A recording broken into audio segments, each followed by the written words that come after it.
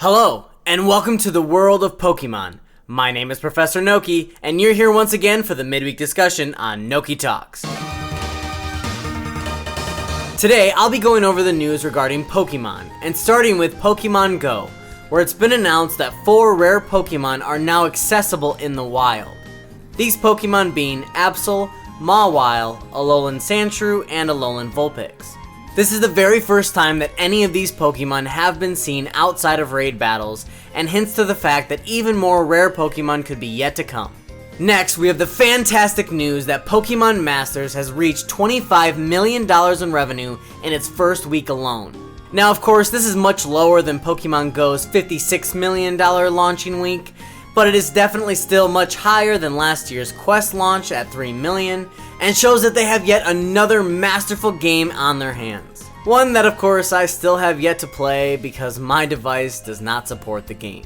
But moving along, we'll be talking about something I generally don't get the chance to talk about, which is the Pokemon anime. And as many of you know, they're currently wrapping up the Sun and Moon arc of the storyline, where Ash has actually defeated Gladion and is moving on to the final round of Alola's first Pokemon League ever, where it looks like he very well could have the chance to finally become the champion of a league for the very first time in his journey in over 20 years, which has been furthering speculation and recent fears that his character very well may be headed for retirement. And a lot of this buzz was kicked up around a small teaser trailer that the Pokemon Company unveiled for the future of the anime, that will somehow include elements of all regions in the Pokemon world, including the upcoming Galar region.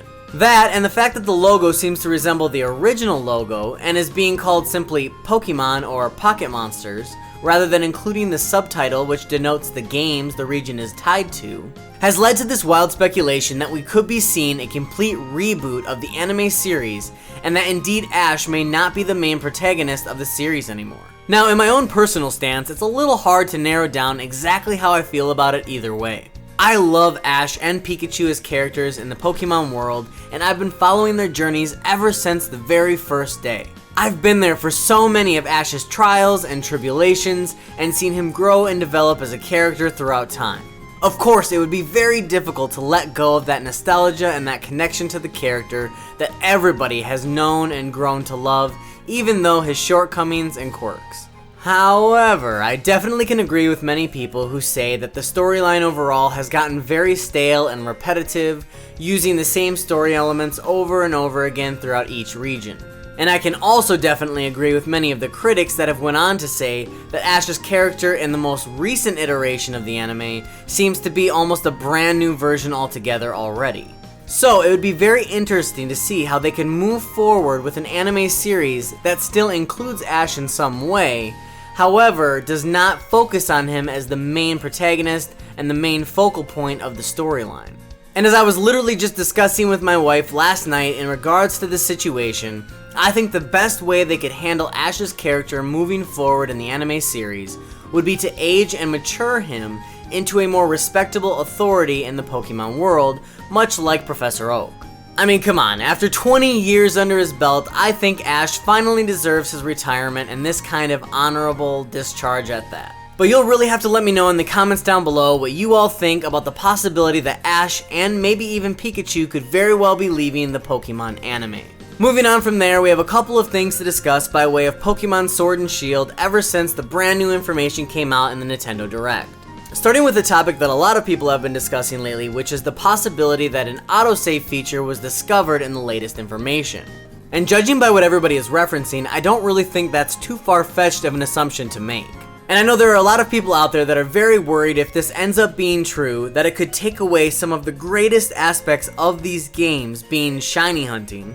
But I really do think that if Pokemon was going to implement such a feature into their games, they would have considered this and most likely built the feature keeping that in mind. It's my assumption that the autosave feature will probably predominantly kick in when entering a building for the very first time or encountering an event for the very first time. Also, I still have not seen anyone else discussing some of these brand new hidden Pokemon that were in the last information that we received from the Nintendo Direct. I even went as far as messaging some of my favorite PokeTubers directly on their videos where they were discussing the brand new Pokemon, and pointed out that I had a couple that I had found as well that nobody was talking about, but it seems as though either they didn't see my comments or they didn't think it was important enough to discuss in their own videos.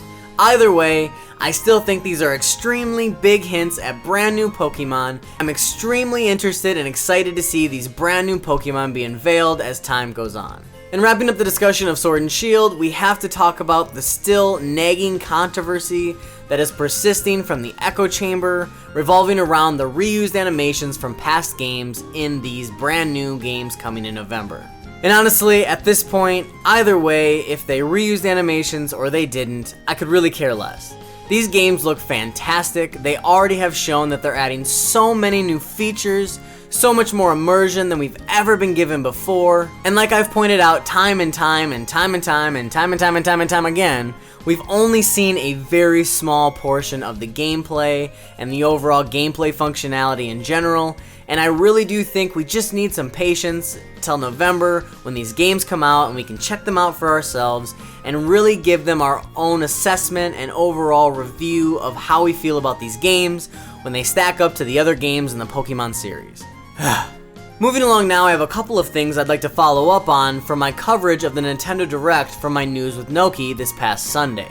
Starting with none other than the SNES Online library that I completely forgot to mention in my last video. Now, obviously, it had been rumored for quite some time that we were going to be getting a Super Nintendo Virtual Console on the Switch, much like they did for the original Nintendo console. But with how many directs went by with absolutely no mention of this feature whatsoever, it really was starting to look like maybe it was just a rumor and not actually going to happen. But then boom, they announced it at this Direct, along with 20 games that would be coming out on release. My children and I already dove into a few of the titles on this list and absolutely had a blast, and I can't wait to see all the other games that they could be bringing onto the system. The Super Nintendo collection is absolutely huge, and there are so many fan favorites to bring over for all of us to enjoy. Another area of the Direct that I completely forgot to mention in my last video was Super Smash Bros., where of course, like many people also predicted, they shadow dropped Banjo-Kazooie's character on the day of the Direct, while also announcing the next brand new fighter from the Fighters Pack, Terry. And then they announced something that maybe surprised a lot of people, but to me, I wasn't really ultimately that surprised, which was that there would be many more brand new characters to come as time goes on that are not related to the Fighters Pack that was originally announced. I mean, of course they're going to continue to add brand new characters to this game. The Switch's life cycle is still so young, and there's still so many years left for fans and players to appreciate Super Smash Bros. Before the next iteration of these games is even a breath in the wind.